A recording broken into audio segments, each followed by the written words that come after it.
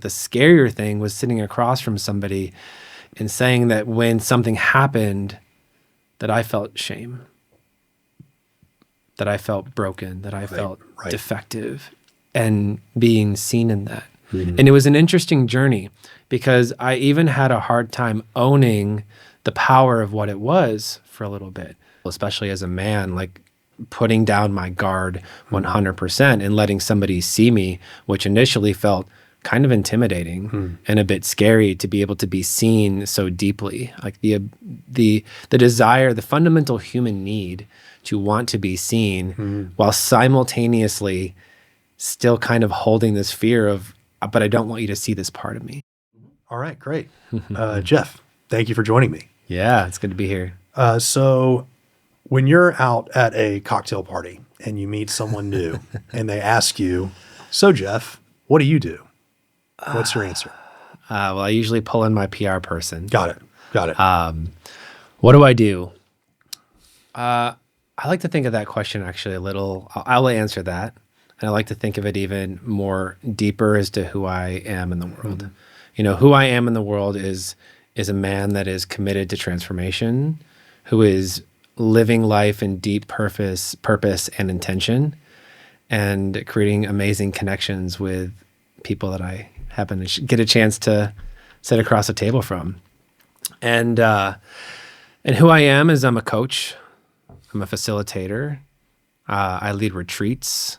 And I believe that these three identities that I carry as my profession help me create the kind of transformation that I want to in the world.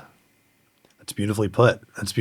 My follow-up question was going to be, do you find it weird that people usually want to define us by our occupation? I do, you know, and quite honestly, I think it's because there's a fixed aspect to it. You know, I personally used to be in the startup world and, you know, I was constantly defined by my job titles. And when I carried that identity out into the world, I started to notice all of that my work was my identity. I didn't have a deeper meaning. I didn't have purpose. And so I'm not saying that that's like that for everybody, but I think that if we use our work or what we do as our identity, we're missing an opportunity to connect to the deeper person.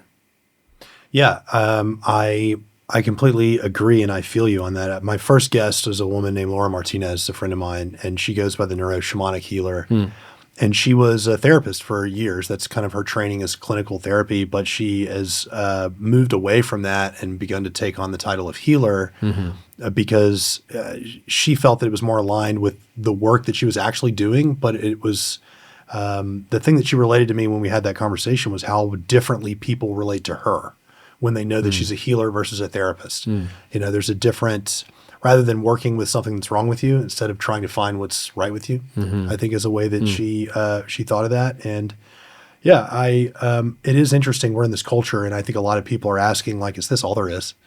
They've got the job that they thought they were supposed to have, or at least at the place that I'm at in my life. I'm in my late 30s. And a lot of my age peers are like that. They've got the job, they've got the big house and the car, and they're married and they've got the things. And I think that there's a wondering of, is there something more to this? Is there something more than being the identity of a lawyer or of a doctor or of a salesperson or a VP at a bank or whatever?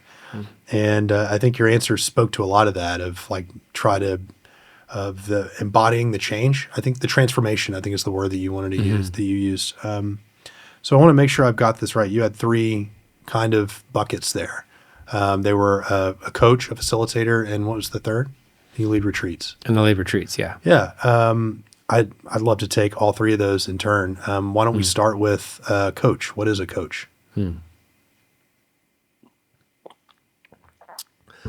A coach to me is somebody that gets into deep relationship with somebody and what they really want, and has the kind of conversations that evokes the wisdom of that individual.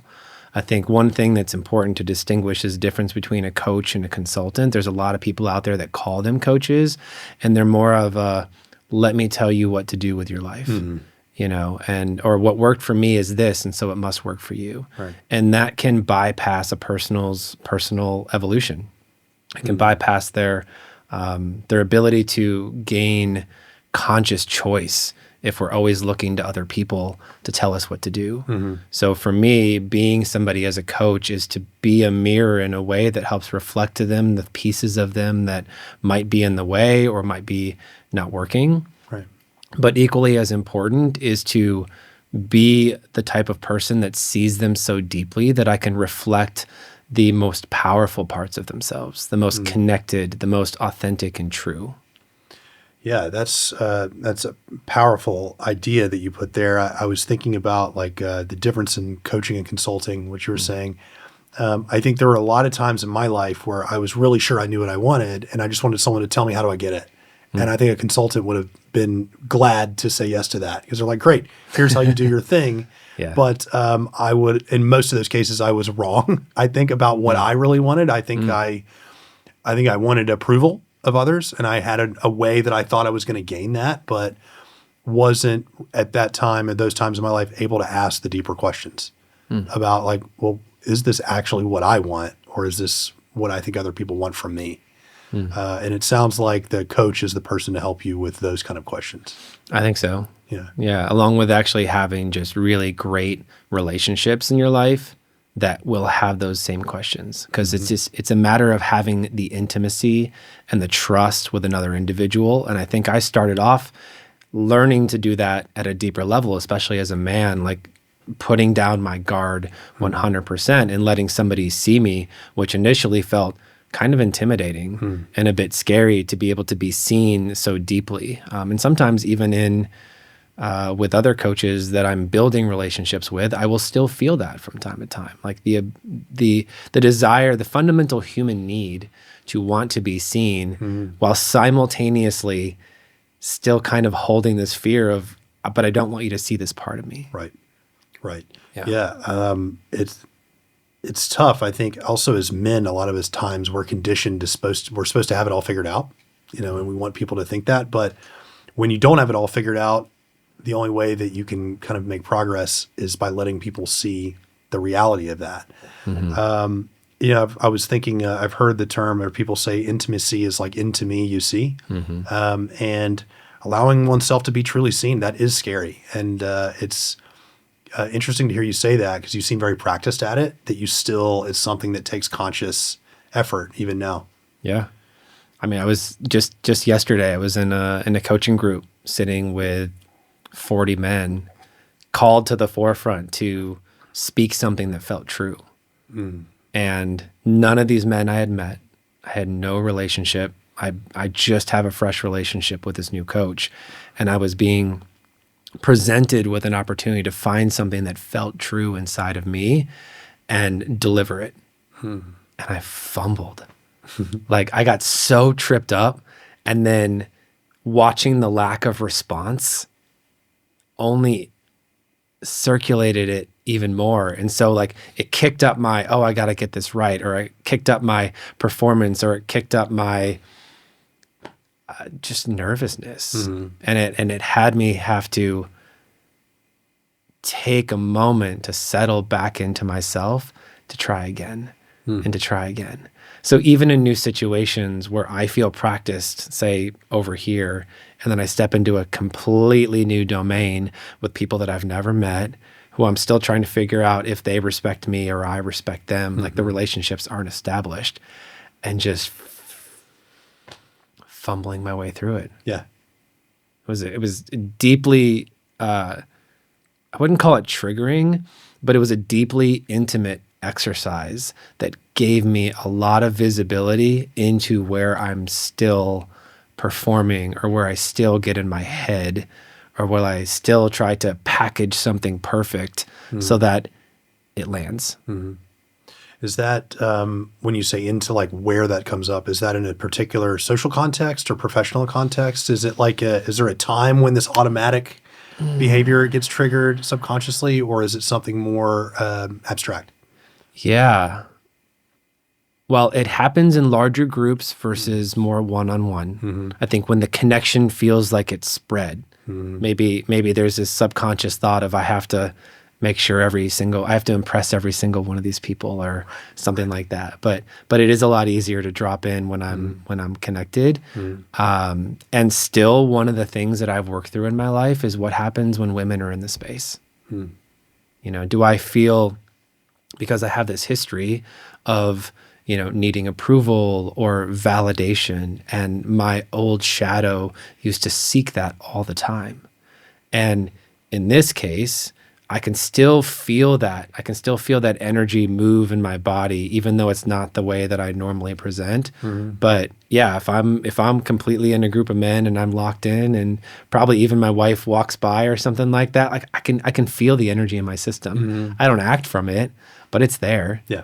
And I used to just not even recognize it. And I just used to have this experience of feeling invisible or not getting my point across.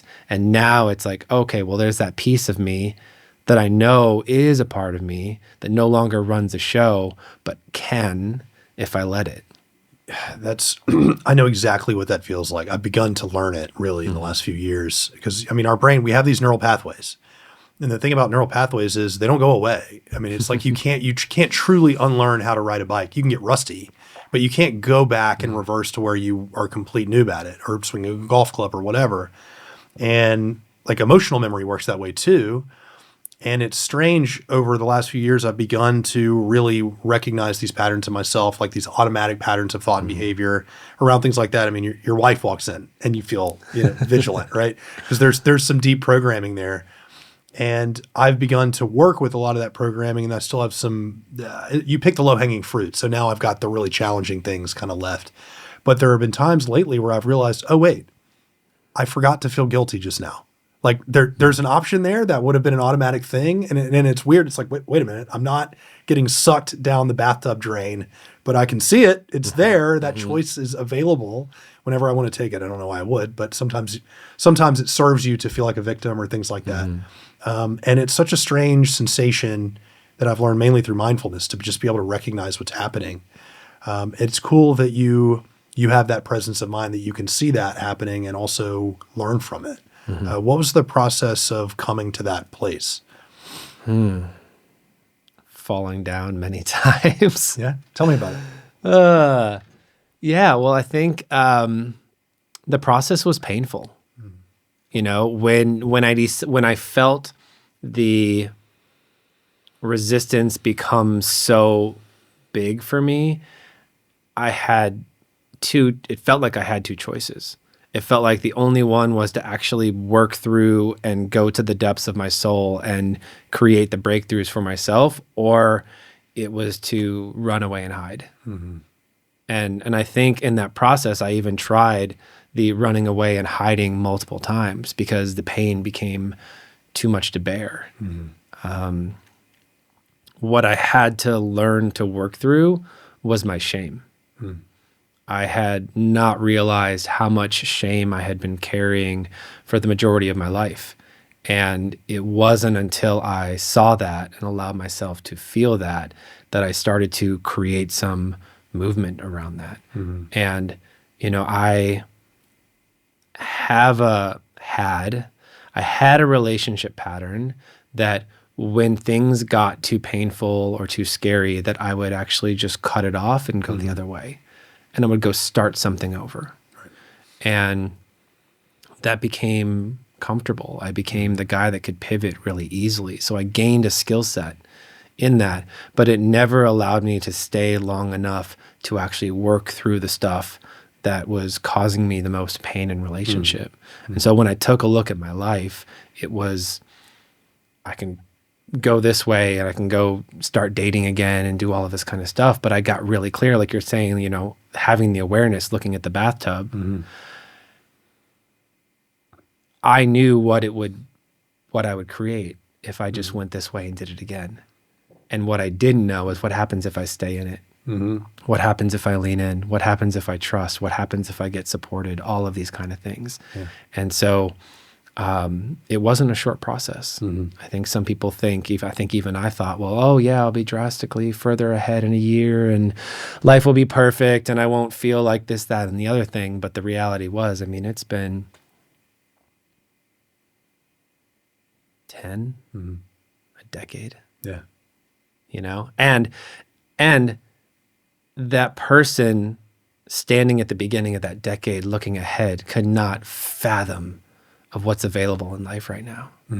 And the person that is standing where I'm standing right now, sitting with you, looking back, is so proud of the man that continued to step in and go through, because it wasn't easy, and it was lonely, and it was terrifying, and it was completely alone within myself for part of that journey, you know? And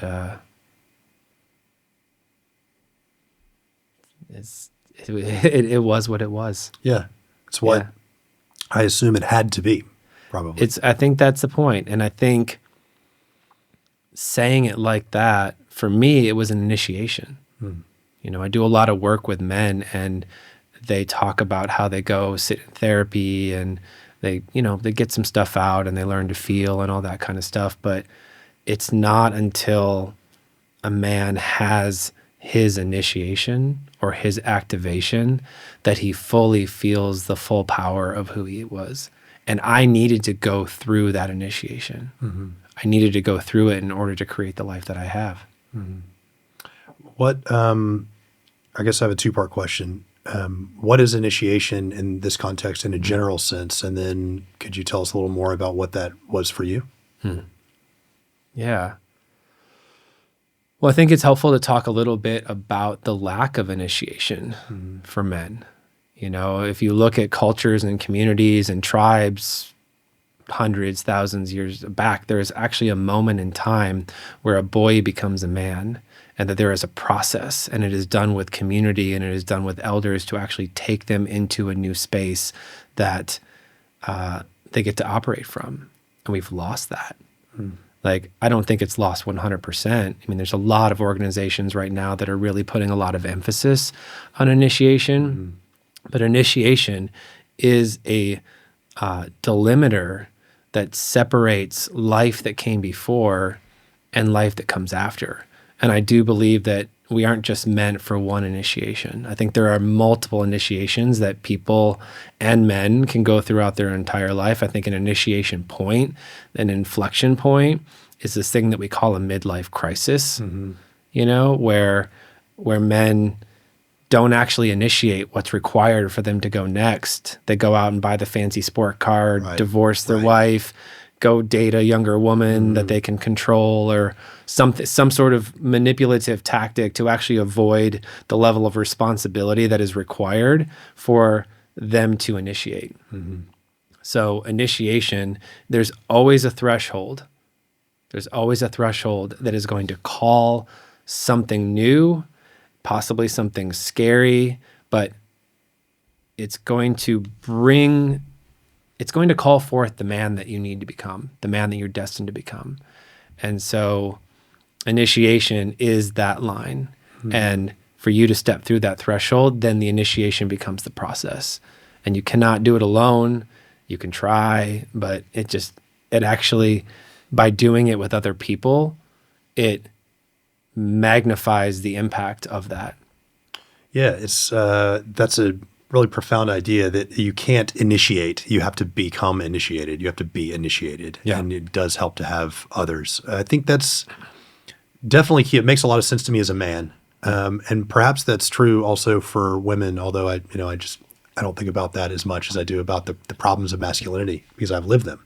Yeah. And the lack of any clarity about who it is that you should be looking to for that kind of guidance. That's, I think, a big challenge today. It's just an absence of obvious choices for those role models, particularly after, I think, for younger people who are teenagers or in college. You know, there's athletic coaches, or there are things like that. I was in a college fraternity, and it was a really important part of my life, because it was just a time when I had true acceptance from other men. I was an officer in the fraternity, and fraternities have initiations. That's typically what they would be called. You become initiated as a full member. My fraternity, SIGEP, at a national level, chose to re-envision that as a rite of passage, or as several rites of passage that would take place throughout the college experience. And I've thought a lot about these initiation rites, these rites of passage, and how there are more than just the one. I mean, I think we think about boys becoming men. That's probably very common, and it's definitely in indigenous cultures. But there's that midlife rite of passage as well, or what happens when your kids start to have kids. It's something that, as I'm not there yet in my age peers, but I'm starting to know people they're having grandkids, and that's a whole new kind of time of life. I've heard when I was in college, I heard an alumnus of the fraternity tell me that there's a time for learning and a time for earning and a time for giving back. And success in life kind of depends on knowing which phase you're in at this time. What do you think of that? I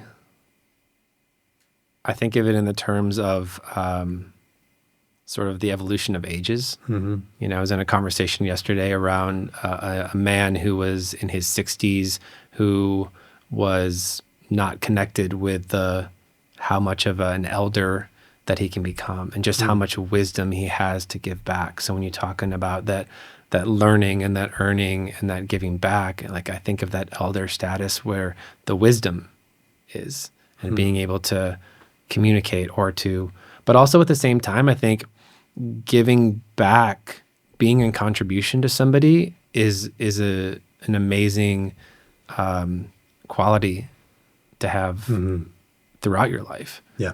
Whether it be actually providing donations or whether it be mentoring, young kids, or whether it be volunteering over here or giving money to the church or whatever your thing is, like the practice of actual giving without the expectation of return is a pure act of love and generosity.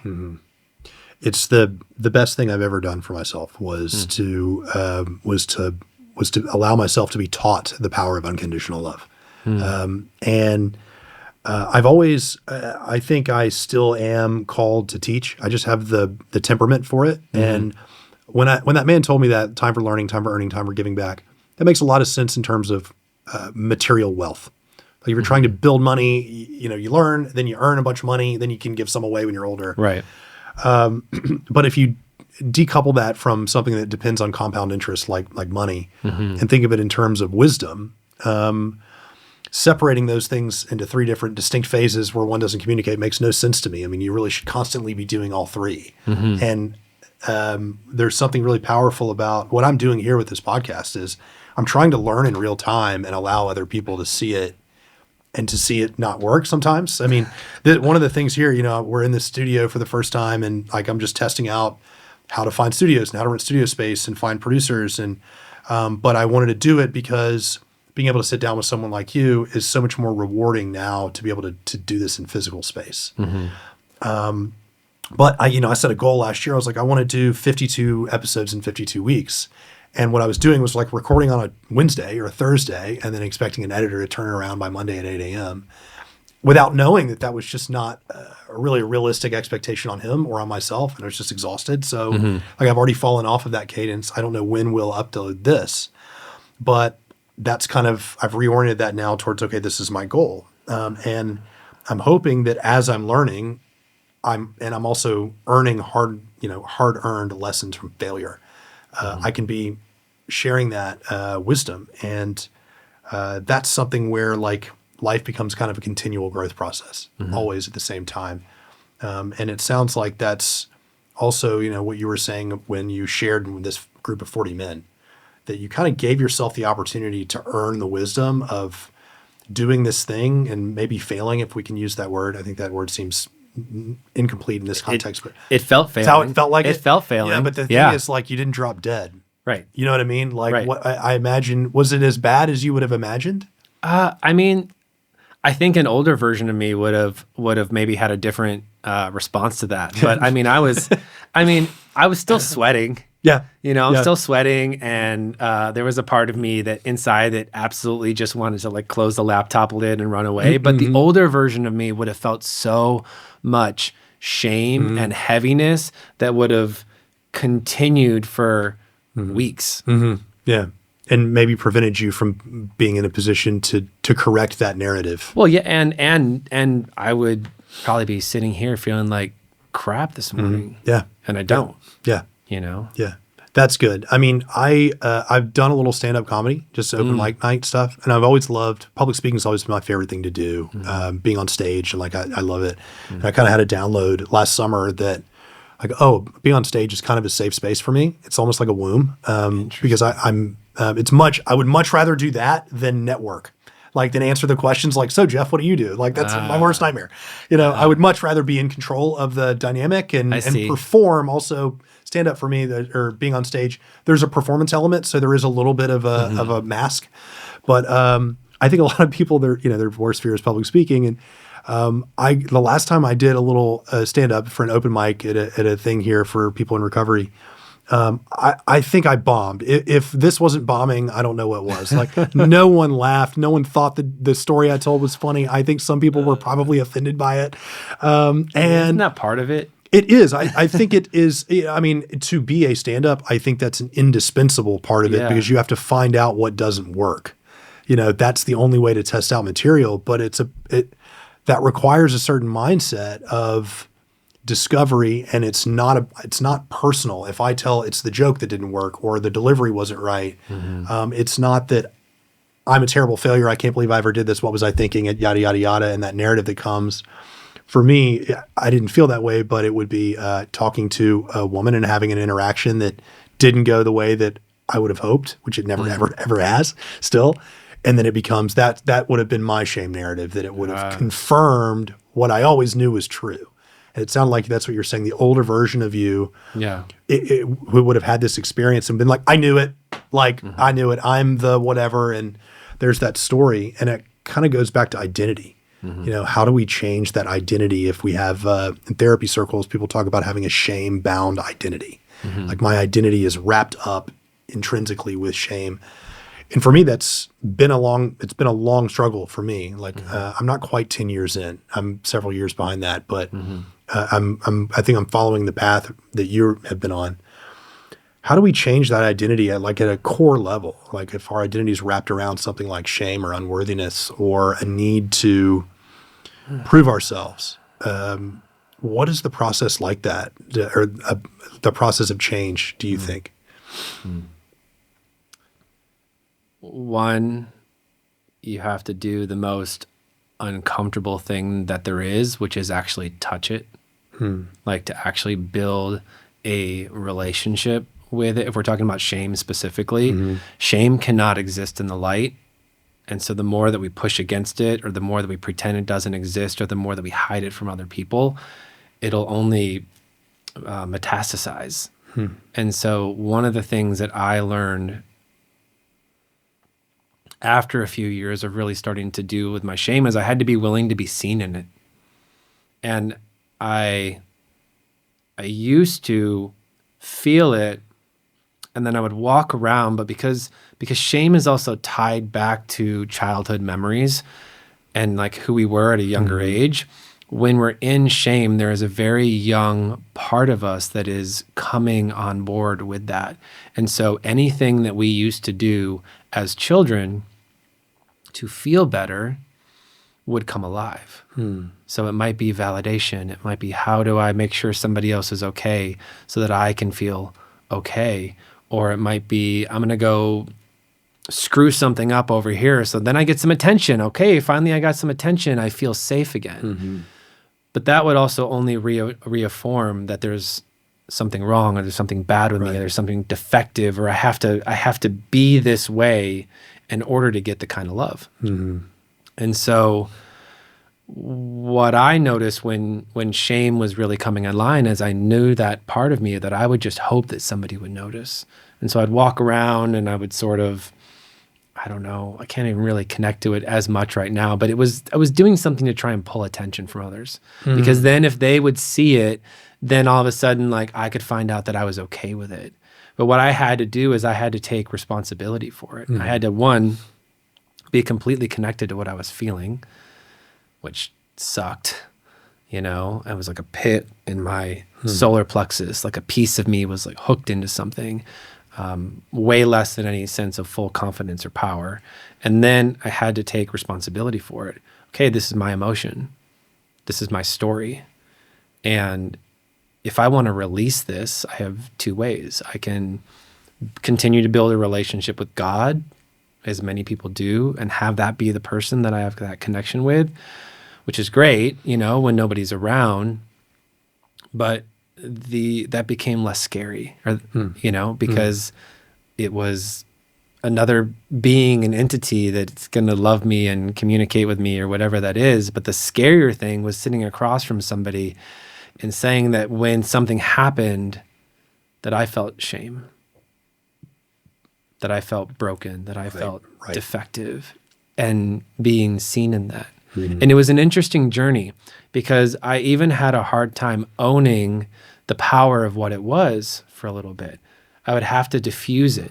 And I would say, I know this is really silly. Mm-hmm. Mm-hmm. I would down talk it.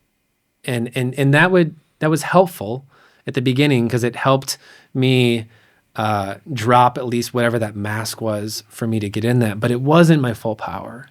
And so now the way that I work with it, and it doesn't happen nearly as much, like I've done a lot of work around my shame, is that when it shows up, I diffuse the charge. That's the important thing for me. Diffusing the charge doesn't necessarily mean that I need to take it to the person that created it in that moment. Diffusing the charge is reaching out to another man and saying, this is what happened. This is a story that I made up. This is what I'm feeling. And I want to release this. Can you just witness this in me? And then after that, if it may be a conversation with my wife, I may come to her and say, hey, when this thing happened, I actually felt shame. Mm-hmm. Because at that point in time, I've discharged the part that's connected to my little boy. Because if I bring my little boy to my wife, that can trigger this weird power dynamic where then she shifts into maternal and then I'm in my younger child, and that's not the relationship that we have. So I use the power of other men and the connection of other men to actually release the charge, to allow the little boy to be seen. And then from, my grown 46-year-old self, I give feedback. Yeah. And I be honest and I be vulnerable. And I don't need anything from that person at that point in time. If I'm in the youth, if I'm in the little boy, he thinks that he needs something from them to be okay. Right. And so it's a two-part step for me. Yeah. And it's only in the last few years that I've really started to distinguish that. That's huge. First with another man, and then I can see once that energy has been processed, I think you said you reduced the charge, and then so you're not charged up by it. Right. It's something that you can have a more adult conversation later with your partner, your wife. Totally. And that sounds like a hell of a strategy. And I can see how not having that first step available, really not having relationships with men, for me in the past has led to a lot of dysfunction in my relationships. How so? Well, I when I was a younger man, in high school, college, law school, I had 3 relationships in my life that were long relationships, and they were in each way very dysfunctional, but they served me still in a certain way, if that makes sense. The dysfunction felt normal. But I would say, a clinician would probably say very anxiously attached, or maybe even kind of even worse than that, a little fearful and avoidant. And there was a tendency, I think, of wanting this partner to complete me, to fill that void. So we're talking romantic partnerships. Romantic partnerships, yes. Okay. Yeah. I don't think any human being, male or female, heterosexual, homosexual, or whatever else, can really take on that responsibility of being the thing that fills someone else's void all the time. I just don't think anybody is built to do it. And someone that would find that appealing, like me, I would have loved to have done that in exchange, because the way it works was, okay, here's the deal. I'll rescue you, you rescue me. Neither one of us ever has to take responsibility for ourselves. Deal? Right? And that is a classic codependent relationship. Yeah. I didn't have the self-awareness at the time to know that, but the thing is about being a man, and I think there's a cultural element to this for sure in the United States. We're not conditioned to have the conversations. Like, I was wondering when you said you'd go to another man and you'd share with him about the shame. I have memories of having people approach me with that energy and feeling really weird and kind of nervous and maybe even ashamed of myself of like, what do I do with this? What do you say? And I think there's just a lot of ignorance around that practice. One thing I was thinking of, I'll relate and I'll allow you to reflect back. Men, there are these studies from evolutionary psychologists about how men communicate with each other. And typically men don't communicate face to face like this, shoulder to shoulder. It's much more common that they'll be shoulder to shoulder like that, and we'll be kind of looking because it's a little bit more non-threatening, but it's also less intimate. And I think that's part of the conditioning. So I was wondering if I was going to be on the receiving end of that conversation with you and you were going to come and say, hey man, this thing happened yesterday and this is kind of the story I made up and I felt shame. How would you advise me to receive that? Like, what's a good practice for me on the best way to receive that would be helpful to you and maybe also to myself? I think it would require me to, one, know what I want and need from you.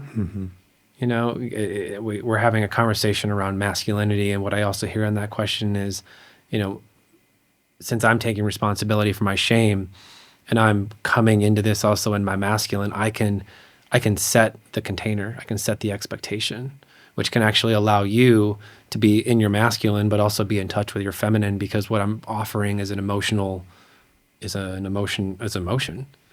know, and it's like, well, what do I do with this? And I think a lot of men don't know necessarily what to do with that because, I don't know. I mean, I was a fixer, you know, when things got uncomfortable, I didn't know what to do. I get in my head, I over-strategize, I overthink, whatever that is. I would try to give advice and all of this kind of stuff. And maybe that's what I'd be looking for. You know, I might say, hey, Andrew, I got this thing that I want to talk about. I got some shame, and what I need from you is actually just to listen. It would be really helpful if we stayed open body and had some eye contact. And as the energy is moving, it would be really helpful if we breathe together and allow the energy to move through us. And maybe I'll ask for some advice at the end, but as of right now, I just need you to listen to what I'm saying and be like, I hear you, brother. Yeah. That's beautiful. I mean, you can just tell me what you need, which is, as a man, is also really refreshing when someone can just be like, hey, this is all I need. Just listen. I've had, after those 3 relationships I mentioned, I didn't date for 13 years. It was a long time, which also confirmed in my mind just how defective I was. It was like the proof, and it just kept getting worse. And just recently in the last year, I've started dating again, and I've learned, being, you know, in a kind of middle-aged man, relating to women is just a different situation than it was when I was much younger. And I now am aware enough that we tend to want to fix men. You know, we want to fix everything. And sometimes I've been on the receiving end of that energy and have felt how invalidating it can be. Totally. And how anti-helpful it can be, really counterproductive. It can kind of make me feel more ashamed. That now sometimes, like when I'm not sure if I'm talking with a woman, I'm getting a certain energy, I'll just be like, is this one of those situations where you just need me to listen, or would you like me to like actually offer solutions? And a lot of times it's pretty clear, like one or the other. And I'm like, great, I'm in that energy now. I'm focused. Like, totally. Now Well, I'm not worried about. you just set your own masculine container. Yeah. Like you put it out there. Cause I've been in conversations where it's like, what do you need? And they're like, well, I don't know. Yeah. And then I'm like, well, yeah. That's really confusing. Combust on the inside. Yeah. You know, and I started to learn is like, okay, yeah, great. Like, you know, do you need me to listen? Do you need me to provide you with a solution? I don't know. Do you need me to hold a pillow so you can cry in my lap? Like, are any of these what you want? And, you know, I think about this video that I watched yesterday. Have you ever seen the one with, it's a couple and the woman has a nail protruding I knew you were going to out of her head. She's an Oscar-nominated actress now. It's amazing. Monica Barbaro. It's such a perfect example. Yeah, it's called "It's Not the Nail." It's not about the nail. It's not about the nail. Yeah. That's a brilliant thing. That's a huge thing. Amaletto, I think, did that video, and she was in the movie Complete Unknown last year with Timothée Chalamet. She played Joan Baez. The depth of this video. Yeah, Monica Barbaro. Yeah, she's awesome. Someone showed that to me when I was in a treatment center, and it was just like, yeah, it's brilliant. I'd like to ask, I have 5 buckets with this podcast of things that I'm interested in. law and policy, which is very easy for me. It's just kind of about the world that I've been living in the background. Then medicine, which involves that, psychology and neuroscience, spirituality. And the fifth one is masculinity. And that's one that I definitely think I know the least about. I understand the least of those 5 buckets. And I was wondering if you could offer how you define these terms, masculinity, the masculine and the feminine, to just kind of give us a systematic way to approach that conversation. Yeah. Can I ask you a question first? Sure. What has you label it as the thing that you think you know the least amount about?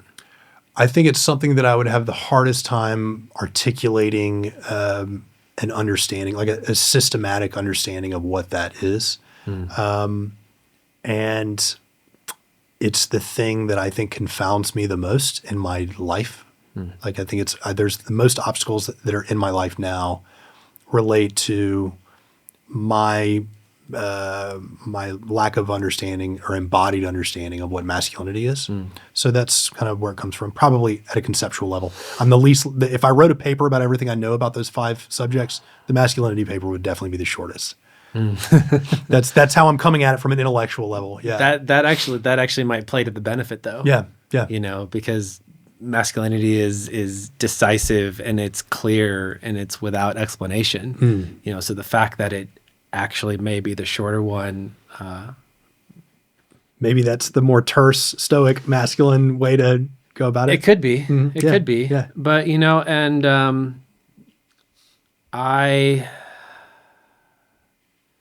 there's a lot of teachers out there in philosophy that talk about the masculine being the container and the feminine being the water. David Dita talks about that specifically, where the masculine is the bowl and the feminine is the water, and then the containment of the masculine that provides structure for the feminine makes it so that it can just be. So that's one thing. David Dita, David Dita, yeah, the way of the superior man. I know the title. Okay, yeah, and it's a good read. I'm not as connected to the parts that I don't necessarily agree with, but I think it's a great first step for people that are starting to understand some of the differences between the masculine and the feminine. And I say the masculine and the feminine, not necessarily man and women, because we both carry those energies. Right.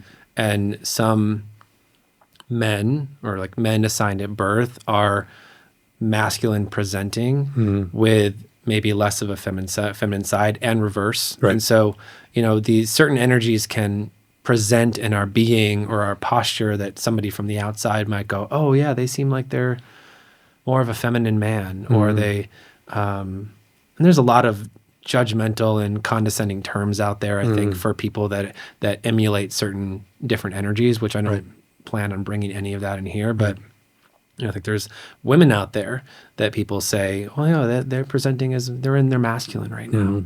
The masculine is the doing, right? Like the feminine is the being and the feeling, and we actually need both of those to be fully embodied.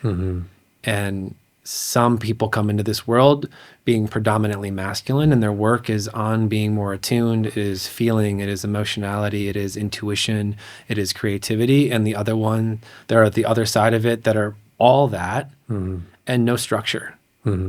And so it's the integration of both of these energies that allow things to be in harmony. Okay. And I will say at a unique frequency for each person. My blend of what it is in me doesn't necessarily mean that it's that for you. So I want to come back to, we were talking about the masculine and the feminine. Yeah. I remember one of the last semester I was in college, it was in 2007. The discourse around gender then was very different. It wasn't really a very salient thing, but I took a class in religions, a comparative religion. It was mostly Eastern religion. And I was fascinated by how in each of the religions, the concept of the divine masculine and the divine feminine was somewhere in that. And I think I asked the professor, we were talking about Taoism, and they have the yin and the yang, the yin yang. And I asked her, why do you think all religions seem to have basically every religion has some idea of that. And why did she think that was? I think the answer she gave me was that she just thinks that human beings need to order things. Like we need to place things in boxes. Is just at a primal level. But I'm fascinated by this idea of the divine masculine and the divine feminine. And, I think part of the answer that you just gave when I asked you about it was that there are earthly ideas of what that is. We have personality psychology, and they show us that there are norms that exist with certain traits, and the norms look a little different for men and women, particularly in things like agreeableness. And then at some point that got calcified into social structures, power structures about what gender roles are supposed to be. And that, now has become very salient in the discourse in the last 10 or 15 years. And that all seems to be like a distillation or maybe even a perversion of what this idea of the divine masculine and feminine is, which are just like the forces that exist within us, that should be in balance, like the yin and the yang. You want to have a balance of the both. And I was curious to know, you've had some travels in your life where you've been able to experience different religious cultures and traditions. What have you learned from that experience about, how people in this world think about things like the divine masculine and the divine feminine? That is a good question.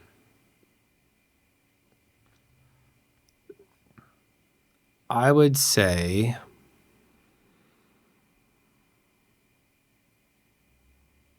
that when I'm in places like Central America and South America, it is more of a lived context than it is an explained one.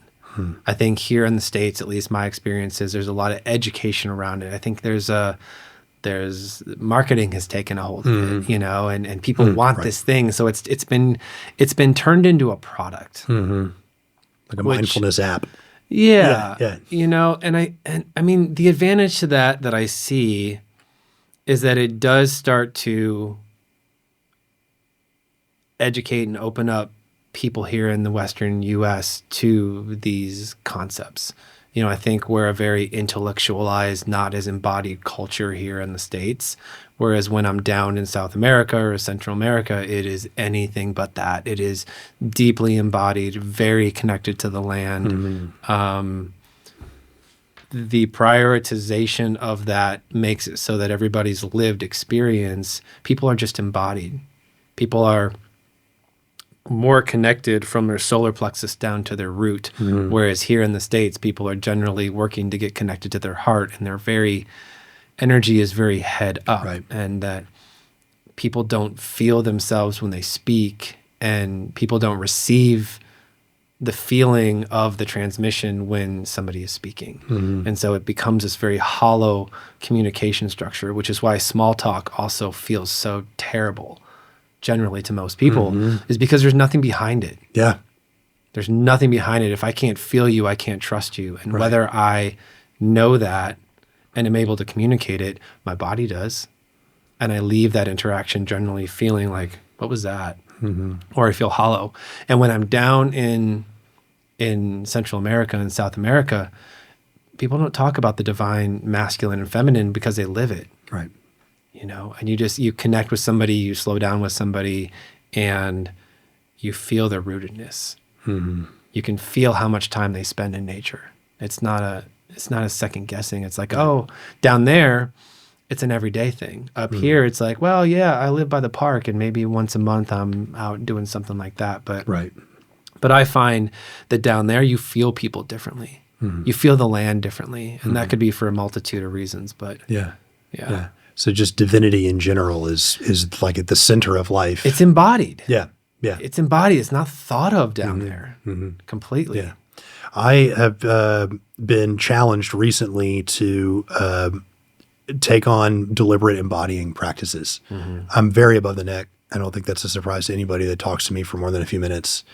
And it's I think it's kind of like the next hill to climb is probably doing something like ecstatic dance, which is like, I love it. Public speaking, no fear of that. Dancing in front of people, mortal fear. Not mortal fear, but it's not something I would really relish the opportunity to do, which is why I need to do it, probably. Let me know. I'll bring you. Will you? Oh, yeah. Man, I think we should make that commitment right now. I'll do it next time you invite me if I'm available. I think it's Sunday.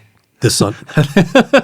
All right. We're doing it on Sunday. Cameras are coming. No cameras. Yeah, no, I could be, that would be good for me, I think. 'Cause it's like a shame thing. Like whatever I'm afraid of is probably not going to be nearly as bad. And there's probably other people there that, everyone's focused on their own stuff. Totally.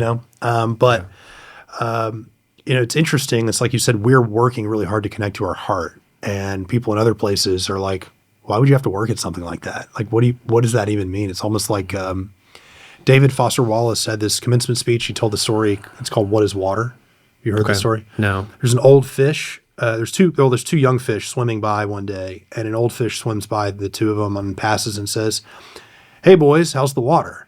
And he keeps going, and then one of the young fish turns to the other one and goes, "What the hell is water?" You know what I mean? Like, and the lesson of that story, I think there's many of them. One is that there's a whole aspect of reality that is so fundamental that we tend to not even take it for granted. We just don't know about it. And I think conscious awareness for me is like that. It's like, it's hard to explain to someone who's not even aware that it exists, that there is a way to be conscious without being constantly captured by thought. But there are also things that are so fundamental that we don't question them because we've embodied the lesson so well that it's weird that people don't get it. And I think it's the latter interpretation is like what you were saying about people down south. I've met a few people from that area. I've been to Mexico twice and been able to participate in some ceremony there. And it is interesting how different the worldview is of people that live outside of the United States down in the Americas, and how much of it involves connection to the land in a way that we have lost here, I think. Yeah. Where have you traveled in South America and Central America? Central America, Mexico. I guess is that technically Central America? A lot of the Eastern countries that are down there, Belize and all the way down to Guatemala, Nigeria, or not Nigeria, Nicaragua, and then down in Peru. Where have been some of the more important places that you've traveled within those countries? I mean, are you going to like power places or? Peru is amazing. The Sacred Valley is, we've gone down there, sat in ceremonies, sat with the tribes, and like being on the land. There is just, the energy flows differently down there. So it is an amazing place for me to go and recharge. But my other place is in the Osa Peninsula in Costa Rica. Costa Rica is one of the blue zones. Are you familiar with that? Yeah, the place where. Why don't you tell us what that means? Yeah, blue zone. It's like it's a density. I think there's 7 or 8 of them in the world, and it's the density where people the largest amount of people live the longest. Yeah, like 100 years old. That's 100 years old thing. Yeah, yeah, it's a regular thing. And why I love the section in Costa Rica that we go to, we're just outside the Corcovado rainforest, is because the energy is so clean there. There's no cell signal. There's none. There's they pipe a little bit of signal in on a very microwave, so it's not radiating anything like that. So you can get a little bit of Wi-Fi if you need to, do a little work. But like everything, it's just the frequency of nature. Yeah. And it's not distorted by anything. So that is the place that I go for the retreats. It's one of the places that we go. We choose places like this that are away from the noise so that people can get back to the natural vibration of what it actually means to be human. Because I also find we're talking about getting to your heart. I think a lot of that is because of the distortion and the distraction with our attention spans that's around us. Because when I'm down in Costa Rica and I'm not being impacted by all of these different energies other than nature, I don't have to work to get into my heart. Right. I'm just there. It's like true access to being in those moments. And then I'll come back here and I'll land in Houston. I'll land in Houston, which, they have this sign that says this, 5-star airport or something like that. Right? 5-star And I just airport, walk in and it's just like completely hit with a vastly different energy. And then I realize how hard I have to work to stay in my body, how hard I have to work to stay in my heart because of the energy that is around me. It's it's a moment where you can feel that contrast. Yeah. I've been going on retreats for, I guess, 2.5 years now. My first one that I went to was in Teotihuacan. Teotihuacan is the pyramids outside of Mexico City. Okay. That Teotihuacan means the city where men become gods. That's what the Aztecs called it. But it was founded by the Teotihuacanos. We don't know much about them. But they built these massive pyramids of the sun and the moon. And then there's one to Quetzalcoatl, the snake, the feathered snake. Amazing place. 28 miles from Mexico City. And it's where the Toltecs live, the Toltecos. And there's Toltec religion. There's a book called The Four Agreements. That's, I think, Toltec wisdom. And the retreat was really based around that. And there was a man there who was from Peru. He was an indigenous man. I don't know what lineage he was from, but the center of his cosmology was clearly light. He talked about it. Basically, whenever he did talk, which was not often, it was about light. And a lot of the prayers or initiations that we would do on a daily basis was kind of orienting ourselves towards the sun. And I think I've been thinking about that. I was thinking this morning about that, man, and how photography has become an important part of my life on a soul level. It's not a professional thing for me. I'm not sure I want it to be a professional thing. But photography is a study of, and in my case, I think a worship of light, and just studying the things that light does is kind of amazing. It's actually how I've begun to envision or intellectualize, I guess, masculine and feminine, divine masculine and feminine, that light is amazing. And I think light is kind of like a masculine energy. It's like the sky. People say father sky, and it's formless and kind of can go everywhere if you let it. But it's just pure energy. And I think of shadow as more of the feminine, and shadow is what makes light more interesting to me, mysterious. It gives it shape and form and context. And the two work beautifully together. Like light, if you have just light or just shadow, you have a white smudge or a black smudge, basically, in an image. You really need both to make something really interesting. That was my first retreat. But anyway, I've been there. I went to Jerusalem. I went back to Mexico City. I walked from the pyramids to Mexico City for the feast of the Virgin Guadalupe. She's like the patron saint of Latin America. And it's pretty clear, at least to me, that what those people are worshiping is a pre-existent deity that existed in Mesoamerica, that was like the mother of God, the mother of all creation. And I was born on the Catholic feast day of the Virgin of Guadalupe. That's my birthday. So I did that a couple years ago. And then New Mexico also has been a place I've gone. I'm definitely going to spend more time south of the U.S. border in the next coming years. But I know this feeling. It happened to me last summer. I came back. I'd spent 2 weeks in Taos, New Mexico, and other areas around doing photography, and shot my first rolls of film out there, and was in ceremony and just around religious and spiritual practices a lot. And I actually had a thought, like, I think I need to move out here. Like, I think it's time that I just felt, I was finding community out there, and I hadn't really found it here. In Nashville, I've been here 3.5 years, and outside of little acting stuff, like, I hadn't found anything. And I thought about it, and I did make the decision. I was like, I'll see, I'm going to ruminate on that. Basically like meditate on it. And as soon as I pulled into Nashville, because I drove, I hit gridlock traffic. And it was like 18-wheelers for 8 lanes on every side of me. And it was just, everything was hard for days. And I was like, ugh.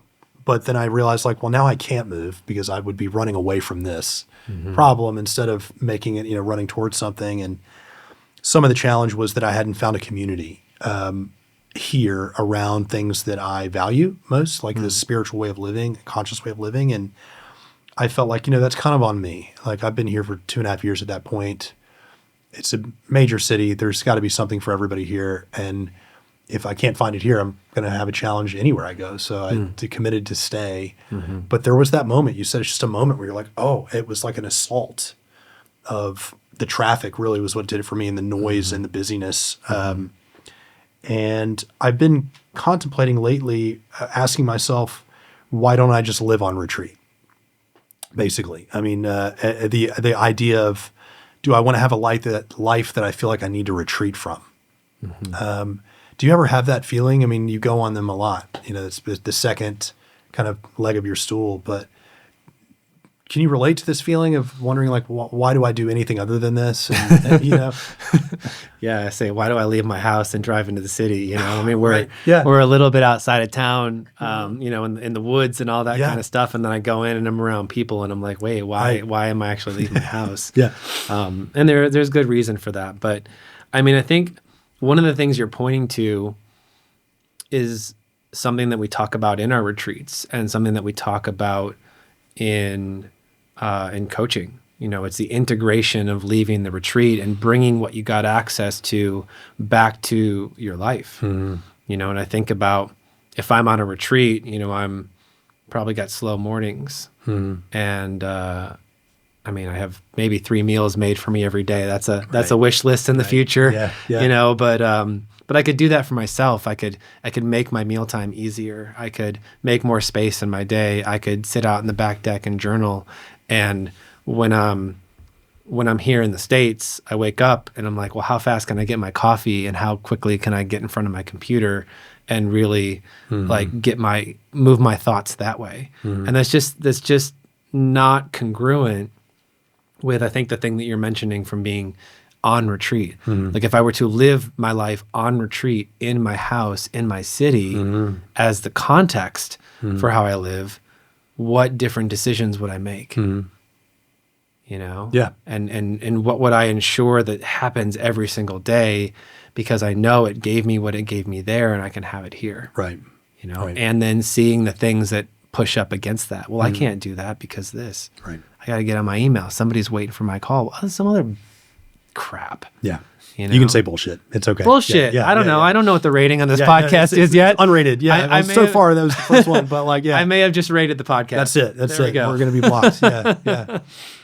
But no, it's true. It's like, there's something clarifying about that, because you realize maybe lots of it is bullshit. Like, maybe most of what I'm doing is bullshit and kind of like not that important, but I make it important. It's like, I've heard there's like a matrix of urgent and important. Like, it's urgent but not important, urgent but important, not urgent but important, not urgent but not important. And if everything's urgent, then nothing's urgent. Right, exactly. If everything's urgent, then none of it's all equally unimportant, Yeah, basically, exactly, at that point. exactly. And and I realized like how good we are at filling our life with busyness as opposed to productivity. It's like you do a bunch of stuff that involves lots of emails coming back your way.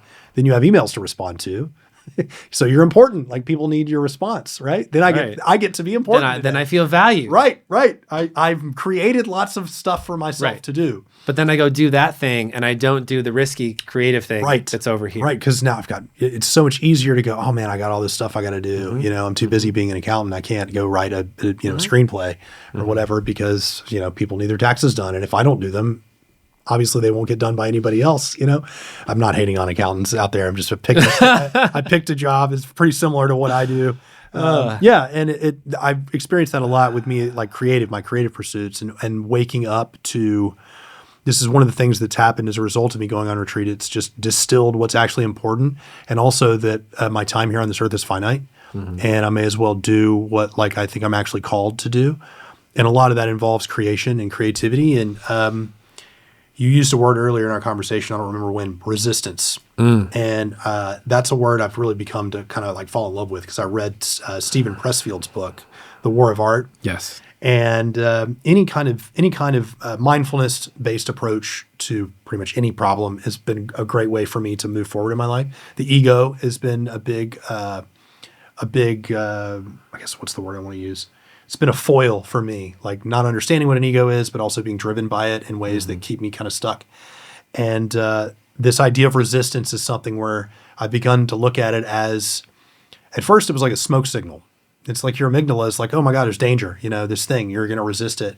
But now I see it more as a sign that, as Pressfield says, if you're creative like me, you have lots of different projects you could do. Mm-hmm.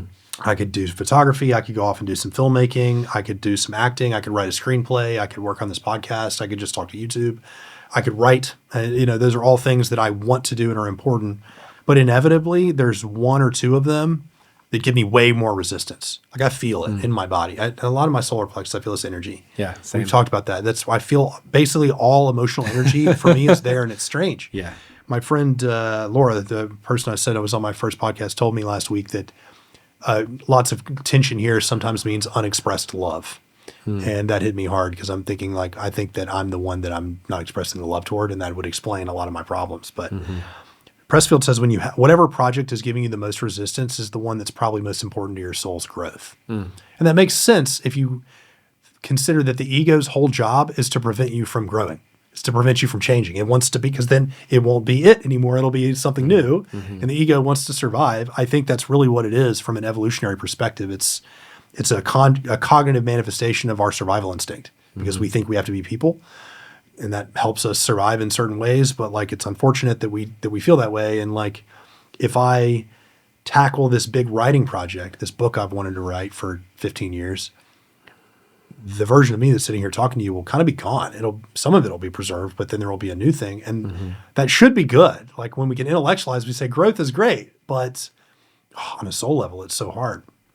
And we experience that resistance. But I've come to look at that as a sign that, oh, this is my body telling me the path. Like this is telling me what is the path of most resistance, which is not where I started. I started by going like, okay, I'm gonna go around this and go do photography instead, do something creative. But now I'm like, no, I need to lean into the path of most resistance because that's what leads to the most growth. Does that make sense to you? Do you see that in your life as well? Because you have a lot of different things that you work on as well. Yeah. Well, what has you choose into the resistance? Like what holds you accountable? Is it self-accountability? Is it external accountability? There is no external accountability right now. So other than me saying on a podcast to the world that wants to find out about it, like, hey, I'm trying to do this thing and I want to post every week.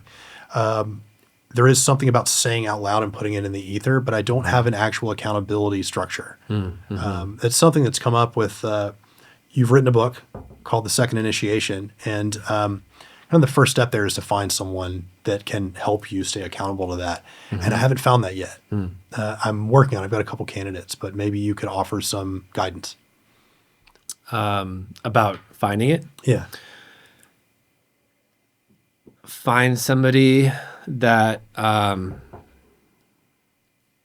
that you want to hold you to the standard, to the fullness of who you are. Find somebody that you request them to be honest with you.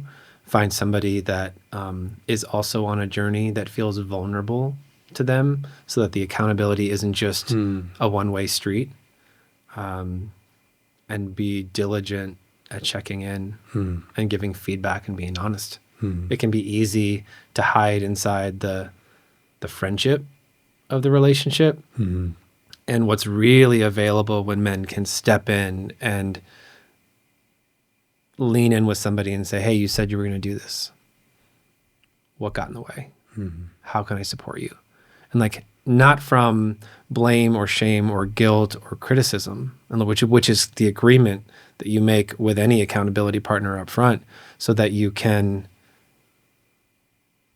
because it isn't from punishment. I think people avoid accountability because in the past as a kid, it had to be like you did something wrong and then you're punished for it. So you grow up in this context, and your body knows this feeling of, well, if I don't do something, then I'm going to feel this way. And so they avoid that.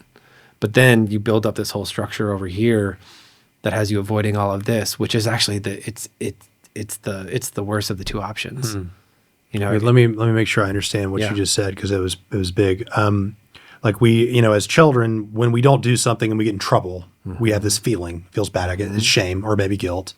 And we remember that, and we don't want to have that as adults. And so what's the response that we have there? Like we just kind of avoid doing things altogether, avoid making commitments. Or we live in perfectionism. Yes. And we will not, it's a big problem. We will not get it wrong, and we will burn ourselves out trying not to be seen for having one little thing being out of place. That's been A huge problem for me. I mean, I've really struggled a lot with like failure to launch and just like I have a bunch of ideas, but it's hard to kind of operationalize them. And I think one of the biggest things that I run into is once I really get to where, okay, I feel the resistance and the fear of this comes up a lot with writing. For some reason, writing is very intimate and personal to me in a way that like getting on stage and being funny is not.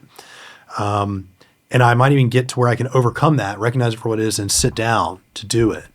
And then I just have to like grind out line by line because it feels like I need everyone to be perfect. And it's very hard to just, and I have a really high standard because I know I can write well. I have the talent for it. And it's very, very hard. And it was a big thing for me when I finally had my eyes opened to the reality that perfectionism is really just about low self-esteem. And I was like, well, that makes sense. Like that, yes, that tracks 100%. But then the question is like, what do you do about it? You know, and so you think having just like an accountability partner can help there? I think, you know, and also think about it as the that you're practicing something new. Like a lot of us have a relationship to practicing as well. You know, people starting a new instrument, I used to get frustrated when I wasn't automatically like this virtuoso on the piano or something like that. And so I wouldn't practice. Right. And so then how could I actually get better? And so then I could come up with stories about why I can't take on new things and stuff like that. So this accountability is a practice at the beginning. It's the practice of being accountable. It's the art of, because if we only put it, and if we don't include feminine nature, then we only oversee it with the shadow of the masculine, which, if we're not careful, can be that rigid. It can be rigorous. And so we won't miss a deadline because I can't possibly do that because of my rigor. And so my being gets sucked out of me when I'm trying to do this thing. Whereas if like the real gift in the masculine is presence. So if I'm present with this thing through the process, it's actually going to create a much better experience for myself when I'm creating the thing. If I'm present with somebody else in their accountability, I can witness them in both their success and even their slips. Yeah. You know, and from there it starts to build trust and safety in the body so that we can go after bigger things. Part of the hesitation and the reason that nervous system or the perfection exists is because of the nervous system disturbances and dysregulation that it happens when we're trying to meet something in resistance. And most people think of the masculine way as that I just need to like overcome this thing and be this hyper masculine, dominating, controlling, forceful thing. And sometimes the hardest thing for any person to do, and sometimes men, is to actually soften ourselves in the intimacy of it. And so there's just so many different ways that we can create accountability, but the opportunity at this stage is to rewire what it is. Right. To make it relationship to it. Change your relationship. It can actually be a neutral activity. And it's just how we meet it that can create the tension or reinforce any of the old stuff from our childhood. Yeah. Yeah. I think most of change involves that last thing you just said, is changing your relationship to the thing 100%. First. 100%. We have, there's this thing, I think there's a term for it. I've been calling it compound emotions, where it's like the emotion you have about the emotion. So it's like, I'm ashamed, but I don't deserve to feel ashamed. So I'm ashamed of that. It's shame squared. The shame sandwich. Yeah, it's shame squared. Yeah. It's shame sandwich. It's terrible. Shame is the worst. But sometimes it's not just the same one. Sometimes you can feel guilty and then that makes you feel really afraid. Or, like I'm guilty and now I'm afraid of what people are going to do to me or whatever. And I've found that like that first level of emotion is instinctual. There's just, it's not a choice. You can't choose to have it. But the second layer is very much within our control. We just have to recognize it, and then you can kind of change that, because that second level of emotion is like never helpful, I've found. I don't know. Maybe if you just feel joy, that would be okay. Sure. Maybe, but usually when people are trying to get to joy from shame, it's because I'm trying to fix the emotion, which only reinforces the negative There's something emotion. wrong with the way I feel, Right. and I want to change it. Right. And there's an objectively better way to feel over here, which is joy. Yeah. But having a growth mindset, and it's kind of a little bit of what we're talking about, of like making everything a learning opportunity, has really enabled me to start moving with like filmmaking. I was just so worried about breaking stuff, literally breaking equipment, breaking other people's equipment. And I got a $100 camera that I was not afraid to break. And it was a film camera. And I was like, whatever. It's built like an AK-47. I mean, you just can't break it. Like this, it was literally a war photographer's camera. And I've taken it all over the country with me. And I started using it and was just not afraid to break it. And was like, if I break it, I break it. I'll learn from it, whatever. Maybe I'll learn how to fix it. And I've kind of been compounding on that of recognizing that you can't get good at something until you learn how to get bad at it first. Like you've got to get good at being bad at stuff. You've got to be willing to suck in order to get good at anything. And if I'd had that approach to so many things, I mean, I could probably play multiple musical instruments by now. And music is not really a thing that just calls to me. But languages, I probably would have learned quite a few by now if I'd been able to put up with just like not being able to really communicate and making a fool of myself for a year or two with it. That's still something that's a goal of mine now, is that there's some more languages I'd like to learn. But Like which ones? Quechua. Quechua is spoken in Peru, and probably Nahuatl as well, which is what's the Aztec language that was spoken in central Mexico. Quechua seems, I like listening to it more. It's more pleasing to the ear. And then I spoke Spanish in high school. I took 4 years, learned a lot about Latin America just as part of that in Latin American culture. And then I tested out of all of it in college and didn't use it again. And I regret that. Not a huge regret, but going back, if I could do it again, I studied political science, and most of what I studied was Latin America. I should have just double majored in it. But no, that's a goal for me now, in this next chapter of my life that now has begun. It's not beginning it. It has begun, is to spend considerable amount of time in Latin America and to get really well versed with the language again, so that I can navigate effectively on my own. There's like 1 billion people in this hemisphere, and a lot of them only speak Spanish. And there's just so many more people you can connect with if you can speak their language. And if you can't speak their language, it's interesting. I wonder what you might have to say about when you're with someone and you don't speak the same language and your ability to connect with them. I imagine that possibility is there, especially if you're away from the noise. But for someone like me who's so verbal, it does seem like a good way to initiate that connection. Yeah. Yeah. What do you think of that?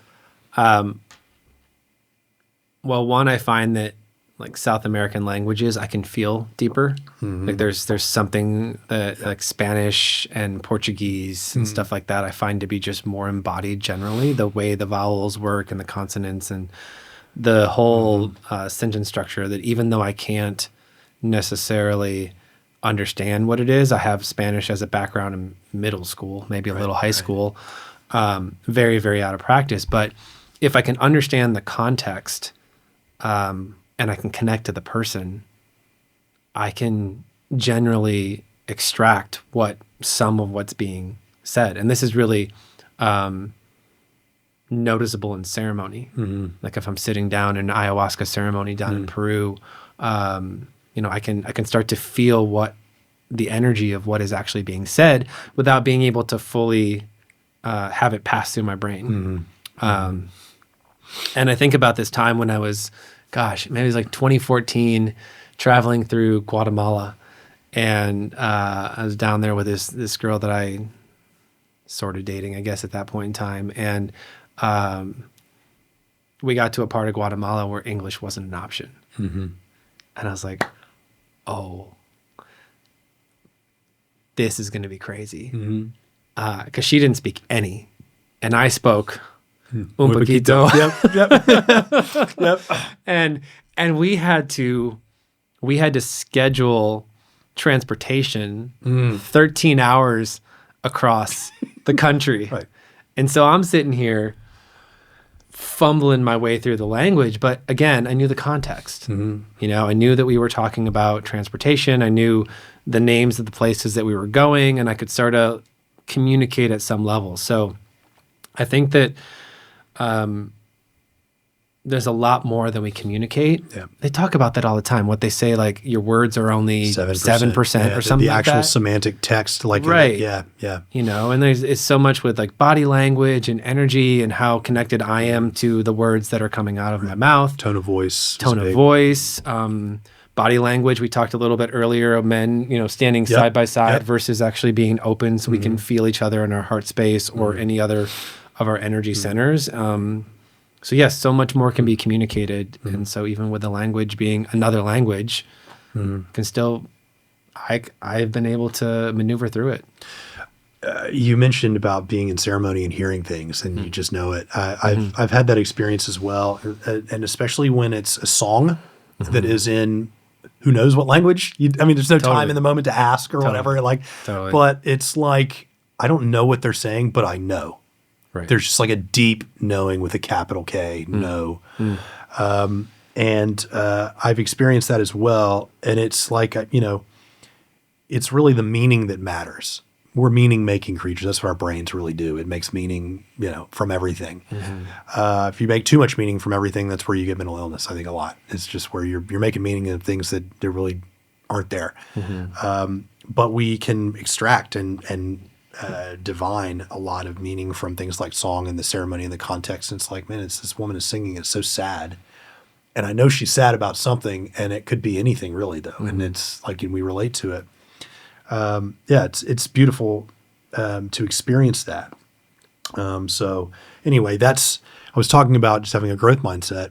I've thought about wanting to reorient with Spanish for years. And I took a couple classes a couple years ago at a community organization here called Voces de Nashville. So women-led nonprofit. They just do Spanish classes. And then for people that are of Hispanic descent but don't speak good Spanish, their classes are free, which is so like by you and me paying to take this class, someone else gets to take it for free to kind of reorient their heritage. It's a really cool organization.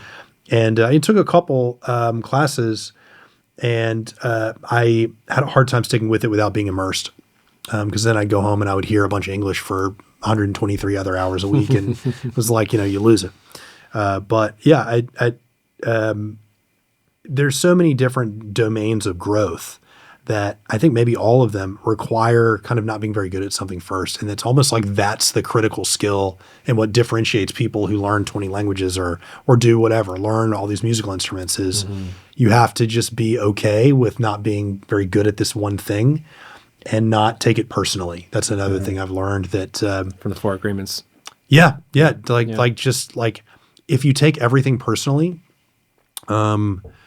which I've kind of been there, life is really, really unpleasant. And you make it unpleasant for everyone else too. Yeah, because you're just constantly pissed off about some imagined slight, that was not intended or even real maybe. Right. Or your interpretation of the thing filtered through your stories, blah, blah, blah. Of insecurity and inferiority. And it is hard because shame, the essence of shame is taking things personally.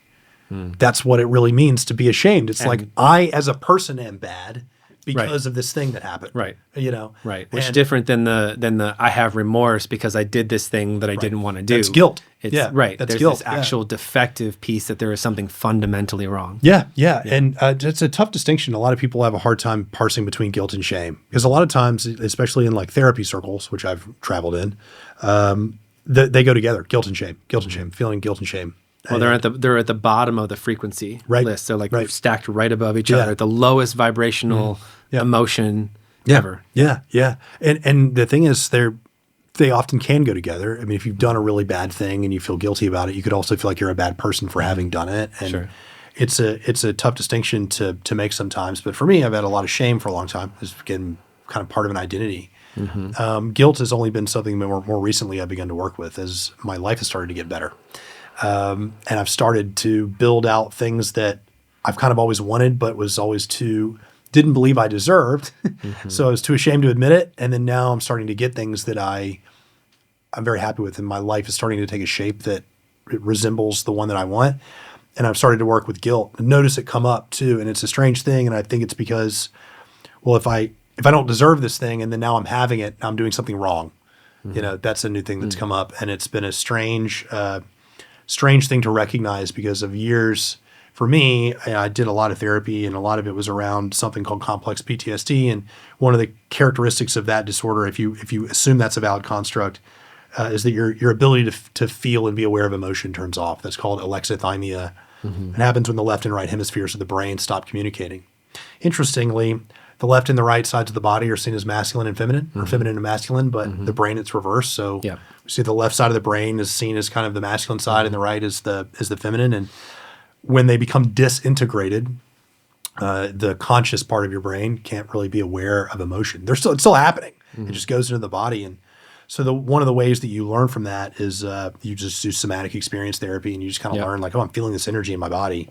What is that? And then I went to one place, seriously, there was a chart with a drawing of a person, and it was like there would be words for emotions in different parts of the body. And I'm like, well, I feel a thing here, and this says that must be shame, so maybe that's what it is. And that was one of the ways you work with it. I think that a lot of the other ones, there's this book, The Body Keeps the Score, and the more bottom-up practices of just regulating the nervous system has helped me a lot. But I worked with all these emotions, but guilt and sadness were two I realized where it never came up. And I think that they were just kind of in my shadow. Sadness was kind of in my shadow. I just had repressed it and wasn't aware of it. I didn't think I deserved to feel sad. But the guilt thing kind of goes back to what you were saying earlier about that feeling when about accountability. When we're kids, we do something and we get in trouble and we feel bad. So we just avoid that feeling, avoid anything that might lead to that. And so you just kind of don't take on tasks. That was me for a long time. I didn't do anything that would risk feeling guilty, like that could cause me to feel guilty. It's only been now that I have started to leave the house and go be around people and begun to build a life that it comes up. And it's an interesting thing how deep the well goes, of experience once you start committing to doing that work. Yeah.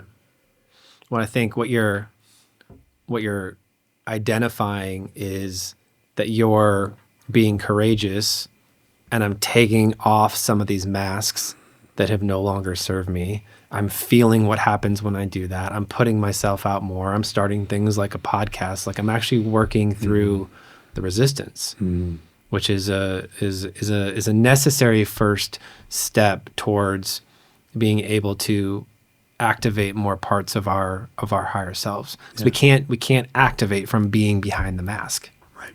Because when it doesn't work, it just reinforces the reason for the mask to be there. And then 5 years go by, and here we are again. Yeah. Maybe a new opportunity or a new relationship causes something new to bubble up. And do we do the same thing? Do we try to meet it through our mask, or do we actually drop it and meet it in intimacy, like we were talking about earlier? You bring up a good point, and I want to ask you about it. I mean, there's a delicate time. I think a lot of people, you did exactly what you just said, where it's like they try to do this thing that they know that they truly want, and then it doesn't go, a certain way. And so then they feel just a huge upswell of this maybe shame. And then they say, God, you're so stupid. I can't believe you did that. I'm never doing that again. And they'll go 5 years without doing it again. And that's a delicate time when someone's making that attempt.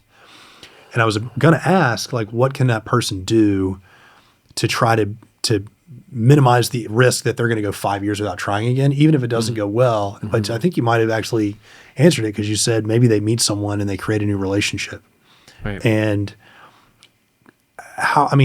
it goes back to what we were saying about initiation. You can't really self-initiate. You kind of have to become initiated. You have to be initiated. Something will initiate you. Yeah. And people, relationships are just so important with that. How much has, like a lot of what your work doing, you have coaching, which I think is mostly one-on-one. And we talked a little bit about retreats, and you also have facilitating, which I think assumes kind of, what's the difference between those two? The coach and facilitation? No, facilitation and retreats. Like in retreats, you're going somewhere. There's a lot of overlap. Yeah. But the facilitation for me is one about the teaching, the philosophy that I'm going to be bringing in, the protocol, whether it's mine or an adaptation from some other modalities that I work with. But it's facilitating the container as well, facilitating the energetics of the container. So it isn't just about the words, it's the stuff that I'm doing or my support team is doing in the background to hold the container. Right. We talked earlier around the masculine. If we do not hold the container and that we have leaky energy or we're unwilling to be responsible for our own stuff in the space, it compresses. Well, one, it makes the container fall apart, and then everybody's shit is everywhere. Yeah. Think about that for a second. Basically, yeah. You know, or it compresses it and it makes it so that it's not possible. Because if I'm facilitating a container, I can't expect anybody in the group to go anywhere that I am unwilling to go. And so I have to do my own work real time when I'm facilitating an experience. Yeah, that to me is the essence of leadership. Is one of the things I wanted to ask about is, you know, the definition of masculinity, which we kind of talked about, but how you would define leadership. For me, the first thing that immediately comes to mind is it's just about living in a certain way that makes you someone that is worth being followed, like worth being admired. You kind of live by example. People that say like leading by example or service leadership, I'm like, those are all redundant. Like that's what leadership is. Do you agree with that? And do you have any other thoughts about what defines leadership? I heard you say that leadership is, say that one more time. It's about living in a way that gives people someone that is worth following, like an example that's worth following. Yeah. I mean, so have you read the book, what was it called? Jonathan Livingston, the Seagull book. Jonathan Seagull. I don't know it. It's a great book, and the real short is it's this seagull who leaves the flock, like he doesn't really belong, and he through his own adversity learns that he can fly, and also has this really wild claim as to how high he can go. And all the other seagulls are like, yeah, you can't do that. Seagulls, we only fly at the ocean. We only do all this kind of stuff. And he's like, no, I have this belief. I have this vision that we can actually go bigger, that we can go higher than we think we can. And he got made fun of and ostracized and all that kind of stuff. And he went off on his own.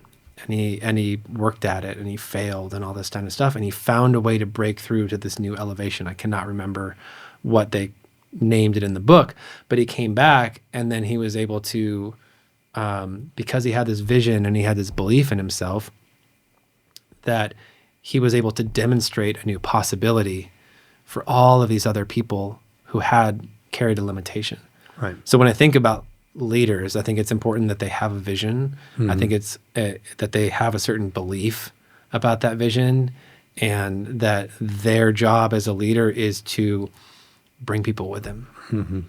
You know, the people that feel aligned to whatever that is. And I think that's why it works really well when you have great visionaries and leaders in companies, because if you can paint the vision, it gives people something to connect to. Right. And if people can connect to that, if they can emotionally connect to that, you're going to get more out of them because it matters to them.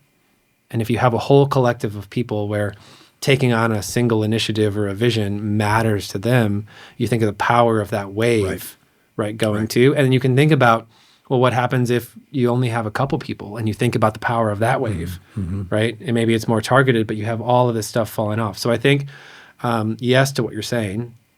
And I think leadership to me is, you know, being somebody who's willing to go first, who's willing to have the bold vision, to learn how to communicate it, to stay the mission, and to be the one. We talked about facilitation. I think there's actually a little bit of an overlap here, because somebody has to hold that vision. Right. And if I have the vision, or if I'm tasked with the responsibility of that vision and I'm not holding it, or it's leaky for me, I bet you I can look behind me and see, like, the people that are working with me will be a direct mirror for how I am holding that vision. Right. The way you show up kind of creates the reality of the people around you. 100%. It's amazing how much that happens. 100%. For a long time in my life, I was very, very isolated. And so you just don't see that. Like, you don't see, I think one of the things that, where I kind of fell off in life is I got out of college. I was an officer in my fraternity, and like I had this leadership position, but even when I wasn't like an officer, I just knew that kind of like people were watching me, and that I just and I wasn't really super conscious thought at the time, but it was like the decisions I made for myself had a lot to do with how those decisions would affect other people by example. You know, who might, and it's like, man, I don't want to send the message to other people that are in my life that this is a good thing to do necessarily. And when I lost that, it was like, well, if I stay up all night drinking and taking drugs and I smoke and I don't take care of myself or whatever, who am I hurting? Because no one's watching. Like I'm not telling other, no one's going to do it because I'm doing it, because they're not going to see me doing it. I'm doing it at home alone or whatever. And that was kind of a critical thing for me, that I just kind of like, I no longer had anyone to be of service to in that way. And it's like, yeah, who am I really hurting? And there is a certain rationale to that. Now the answer was myself. And the more I hurt myself, the less useful I can be to others. But it seemed less direct that way. And yeah, that's just one of the other ways that like shame requires darkness. Like shame has to exist in the absence of the light. If you go out and you're kind of around people, it's like you just kind of can't wallow in it that way. And for me, I know that it would affect other people. That's what I was thinking of when I was talking about leadership. It's just kind of like, I think it's like a lagging indicator of the decisions you've been making with your life, that all of a sudden people have started to kind of contact me lately and just kind of want to talk and like have advice about turning their life around with regard to like their health. That's a big thing for me. And like I was very, very overweight about 2.5 years ago. I couldn't walk to the end of my driveway. It wasn't a long driveway. My body was beat up from a bunch of prescription psychotropic drugs that I was on, and my hormones were messed up. I had been chain smoking for years, and I was eating fast food, and it was bad. It was a wholesale health crisis for me, and I started turning it around, and it was hard. I've talked about this on my second video on my channel. I started taking cold showers at the suggestion of a man who I, thank God, I allowed to help me. He said, start taking cold showers. It'll build grit. Like you get used to doing hard things, just 30 seconds of cold water. And it's like, I don't want to do it. So therefore I'm going to do it. You know, not, I don't want to do it and I'm going to do it anyway. It's like, no, I'm going to do it because I don't want to do it. And that's what I needed to build that resilience. And it kind of has snowballed. And now I do calisthenics and I do like amazing stuff.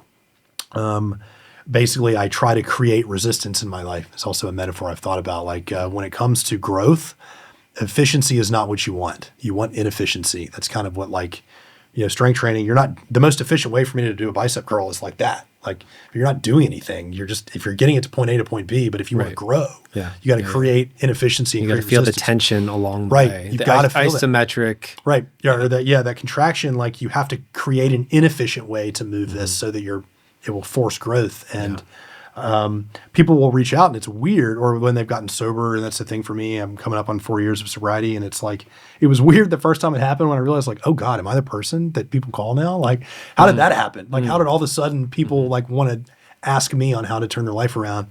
And it's not an everyday occurrence, but it's a lagging indicator. Like, I think that the point at which that was true happened much earlier than someone contacting me. And then also like, I think you're right. There's another component of leadership besides living by example and being someone who has the values that people are going to want to follow. You do have to have that vision and the ability to articulate it or communicate it or paint the picture. And then there's also gaining buy-in too, which is a critical part. Like there's a lot of times when I've had a vision and an idea for a company I want to start, and I can explain it to people and they would get it, but they just wouldn't be bought in, or they wouldn't be bought in on me. And of course I took that very personally. As I did. Took everything personally. I've been there. Right? Been there. Yeah. So frustrating, man. But I'm much happier now that I'm able to not take things like that so personally, and things do just kind of happen by alignment. But I want to ask one more thing before we have to wrap up. Yeah. You've just published this book. Can you tell us its title and what is it about? So it's called The Second Initiation. I had a sub-working title calling it the Awakening the Next Evolution of Men, because just like we talked earlier, that initiation is necessary. And the more that I get out there, I've been in a lot of transformational spaces for a long period of time. And so I'm just used to relating to people as people that have a certain vernacular or a way of speaking things, or their certain relationship to integrity. And when I got out into the world and started having wider conversations, I realized that just really wasn't the case.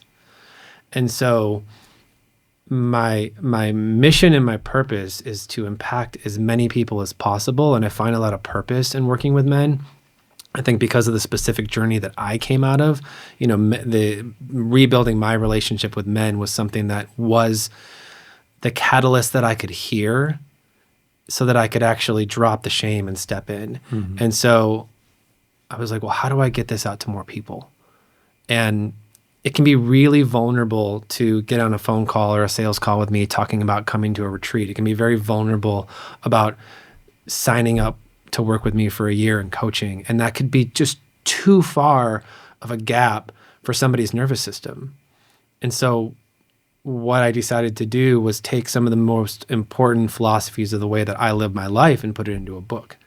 So that any man, and quite honestly, I've had tons of women read this book and they're like, well, why isn't this for women too? And it's like, well, just read it and change it. But like, but because of what my mission is, that's the audience that I decided to send it to. But I wanted it to be something where it was digestible.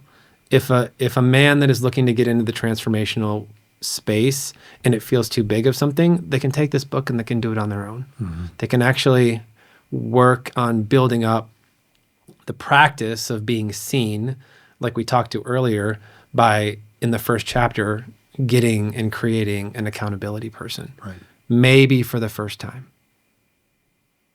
And having even that be the breakthrough that has you start to see yourself a little bit more clear. Mm-hmm. Now, if the long road to that is you work your way through my funnels to working with me at the coach someday, like, I would love that. Mm-hmm. I would love to be able to track that somebody started here and then they ended up on my doorstep and now they're in Costa Rica or Norway or Guatemala or whatever with me. Mm-hmm. But equally more important, I would just love for them to see something that opens a new door for them to maybe make a different choice, maybe for the first time, that has them choose into a relationship that they've been hesitant to choose out of a relationship that they normally overstay into, that has them get creative and want to finally maybe write their own book or take on an instrument or finally get into the gym and start taking care of themselves, and having